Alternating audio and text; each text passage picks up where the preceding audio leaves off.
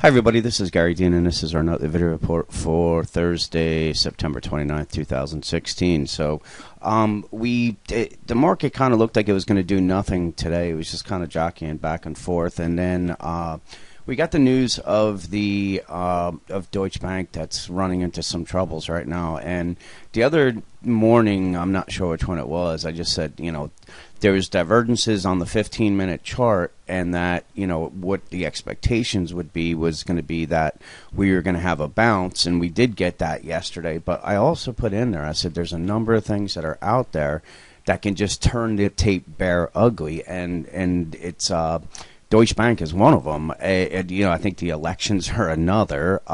So I have not been comfortable looking long. I've been suggesting, shorting rallies. I was really hoping to get some type of bearish divergence in place with this move up, but from there we just saw complete selling going on. Now you can see the bulls are trying to hold on to this triangle here where the buying came in right near it. I think that's just maybe trying to trap some longs where people are going to jump in saying they're gonna hold things up and they're just gonna come in. I don't think it's going to this triangle is going to break out to the upside. I believe it's breaking out to the breaking down, and we'll have to wait and see. I mean, one thing that has been notorious over the last 8 years, 7 years, has been when they cause this let's say stress headline, and then it gets fixed.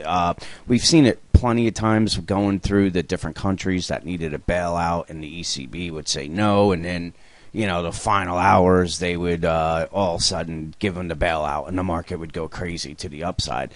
I don't know if that's going to happen. I think trading that assumption is dangerous, just because I think if you just look at the charts and the technicals, they're not pointing to a breakout, they're pointing to a breakdown, and that's primarily because of the daily charts here that have actually two sets of bearish divergences, and 2 days does not reset this. As you can see, our momentum indicator just barely got through the middle line and then came back up again. So it's I believe that there's a lot lower to go than here. Again, just to reiterate, I think we're going to be coming down to the 2036, 2062. That would be kind of the bare minimum area, and there's a chance that we come all the way down here and test the Brexit lows here. That's down at that 1999 area.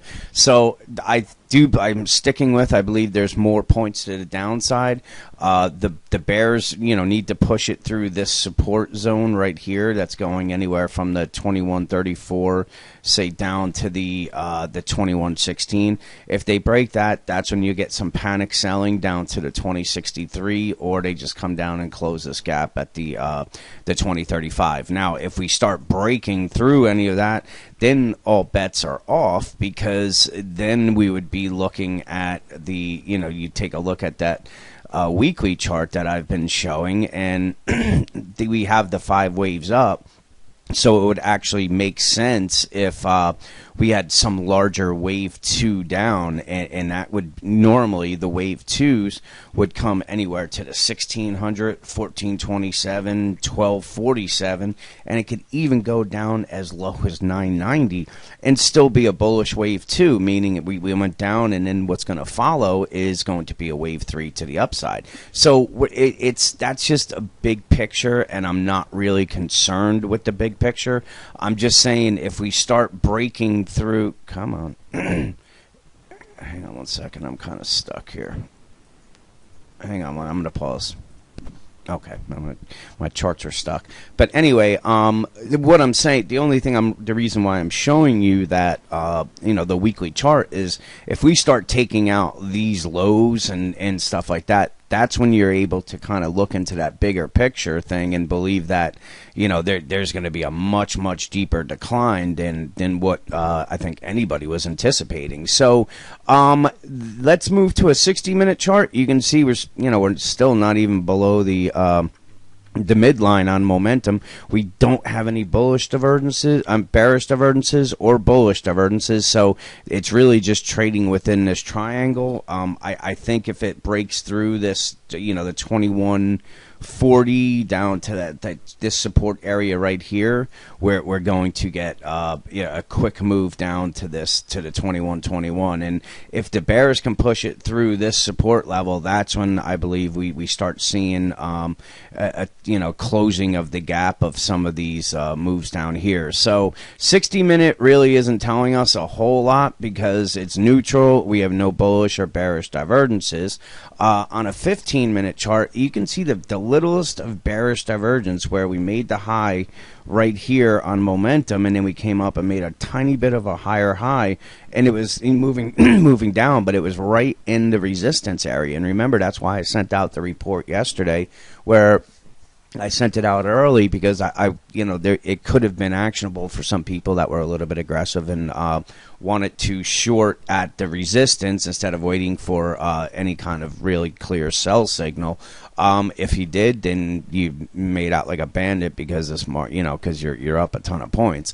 But we're at the support right now. We don't have any bullish divergences, so that would lead us to believe that these lows are going to be taken out.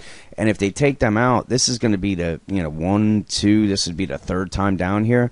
My guess is this isn't going to hold, and we're probably coming into the second layer of support, which would bring the S&P down to the 2132 or possibly even down to the 2119. So right now, I'm not comfortable at all with looking long.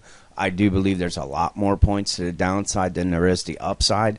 I still think you want to be a little bit choosy as far as, just jumping short. And if you do, all you want to do is just put a stop above this 2160. So you can get short in this area here. You're only risking 9 points. But if they gap it up, I'm actually that's where I'd be interested in looking to short. I liked shorting the rallies. I just didn't really have enough reason to take a short right here besides us just running into resistance. And that's going to happen here and there. I mean, if you kind of wait for perfect setups, you're going to miss some moves that are going to come, and you have to kind of just either buy it higher or short it lower. But the whole thing is that you want a good trade. So let's see what plays out tomorrow. It should be interesting. If this Deutsche Bank does not get resolved soon, we could see some panic selling real quick, because a lot of people are starting to compare this to like the Bear Stearns time period. So with that, enjoy the rest of your night, and I'll talk to you guys in the morning.